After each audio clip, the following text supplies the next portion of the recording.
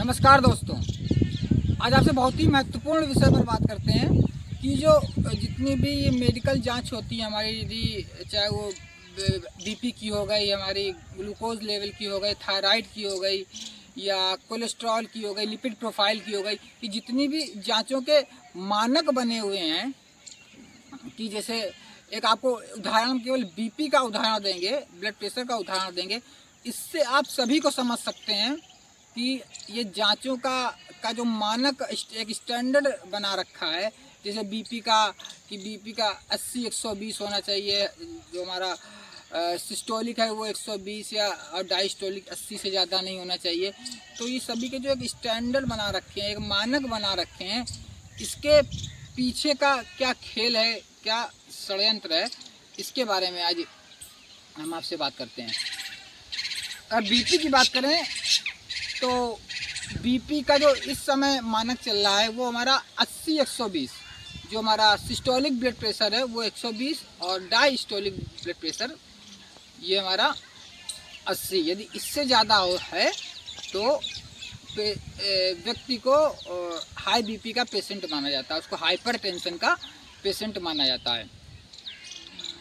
तो देखिए 80 120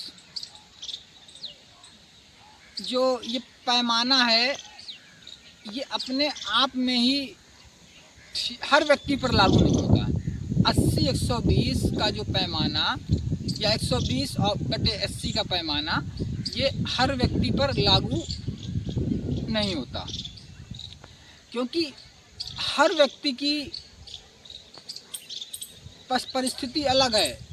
कोई व्यक्ति ज़्यादा मोटा है, कोई पतला है, कोई व्यक्ति पहाड़ों पर रहता है, कोई व्यक्ति ज़मीन पर रहता है, कोई बहुत ठंडे स्थान पर रहता है, कोई बहुत गर्म स्थान पर रहता है।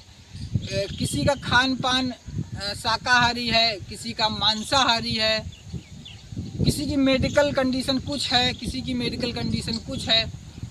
तो ये इस पर निर्भर करता है कि उस व्यक्ति की पर्टिकुलर क्या स्थिति है, क्या उसकी पोजीशन है, या उसका बोल सकते हैं या उसका एक बीपी हमेशा कितना रहता है। तो इन सारी चीज़ों पर ये निर्भर करता है कि उस व्यक्ति का नॉर्मल बीपी कितना होगा। हर व्यक्ति का इंडिविजुअली हर व्यक्ति नॉर्मल बीपी सेम नहीं हो सकता। जैसे 7 नंबर का जूता हम सबको नहीं पहना सकते, 7 नंबर का जूता सबके पैर में नहीं आएगा। उसी प्रकार से 80 120 जो बीपी का मानक है, बीपी की रेंज है, ये सब पर लागू नहीं होता। ये मेडिकल कंडीशन के अनुसार या रहन सहन के खान पान के अनुसार ये अलग अलग हो सकता है। जैसे मान लीजिए कोई एक मोटा व्यक्ति है, तो मोटा व्यक्ति का बीपी 80 120 से यदि मान लीजिए 90 150 है या 100 160 है, तो वो कोई गलत बात नहीं है, वो कोई उसके लिए कोई नुकसान वाली बात नहीं, क्योंकि उसका मोटा शरीर है, उसके पूरे ब्लड में को पैर से लेकर सिर तक मूव करने के लिए ज़्यादा प्रेशर की ज़रूरत होगी। एंटी ग्रेविटी उसको नीचे से ऊपर जाना पड़ेगा, पूरे शरीर में घूमना पड़ेगा, तो उसको ज़्यादा प्रेशर की ज़रूरत होगी, ज़्यादा बल की ज़रूरत होगी, ज़्यादा ताकत की ज़रूरत होगी।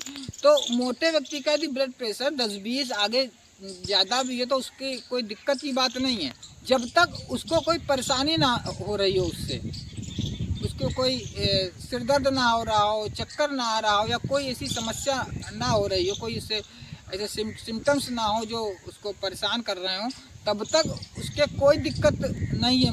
मोटा व्यक्ति का बीपी ज़्यादा ही होना चाहिए। यदि मोटा व्यक्ति का बीपी ज़्यादा नहीं होगा तो उसके पूरे शरीर में ब्लड ही नहीं पहुंच पाएगा, हर अंग को पर्याप्त मात्रा में ब्लड नहीं मिल पाएगा, हर सेल्स तक ब्लड नहीं पहुंच पाएगा। तो जहां भी वो फिर ब्लड नहीं पहुंच पाएगा उससे संबंधित बीमारियां हो जाएंगी। ब्रेन में नहीं पहुंच पाएगा तो ब्रेन संबंधी समस्याएं हो जाएंगी, किडनी में नहीं पहुंच पाएगा तो किडनी जैसी समस्याएं हो जाएंगी, जोड़ों में नहीं पहुंच पाएगा तो जोड़ों का दर्द हो जाएगा, कोई भी समस्या हो सकती है।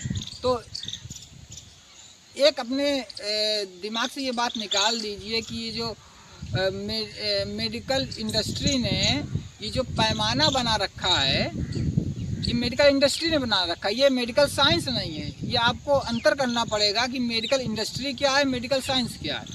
ये जितना आप लोग जानते हैं कि बीपी 80-120 से नहीं, 80-120 से ज़्यादा नहीं होना चाहिए, थायराइड 6 से ऊपर नहीं होना चाहिए, ये सब मेडिकल इंडस्ट्री है, ये मेडिकल साइंस, इसके पीछे कुछ नहीं है।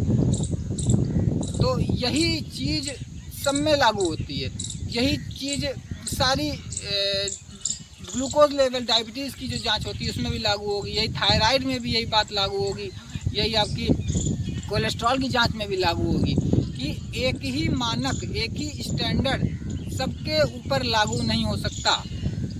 यदि किसी की उम्र ज़्यादा है, कोई 60-70 साल का है, यदि उसका थोड़ा बीपी ज़्यादा भी है, 100-160 भी आता है, तो कोई परेशानी की बात नहीं, क्योंकि वो बुजुर्ग हो गया, उसकी खून की नलियाँ टाइट हो गई हैं, उसके खून की नलियों में कुछ ब्लॉकेजेस हो गए हैं, तो निश्चित रूप से उसका बीपी ज़्यादा होगा।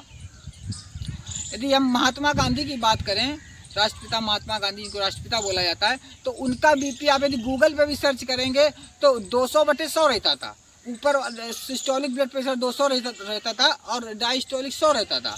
फिर भी वो बहुत ज़्यादा स्वस्थ व्यक्ति थे, वो बहुत जल्दी बीमार नहीं पड़ते थे, और उनके बराबर कोई पैदल तेज़ नहीं चल पाता था। जिस समय वो 80 साल से ऊपर के थे, बहुत तेज़ी चलते थे, वो बहुत स्वस्थ व्यक्ति माने जाते थे। उनका बीपी हमेशा हाई रहता था। और ये भी देखा गया है कि जिनका बीपी थोड़ा सा हाई रहता है उनकी उम्र ज़्यादा होती है, वो ज़्यादा दिनों तक जीते हैं। और जो लो बीपी वालों की उम्र कम होती है। इसी के साथ अपनी बात को हम समाप्त करते हैं, अपनी वाणी को विराम देते हैं। बहुत बहुत धन्यवाद आपका।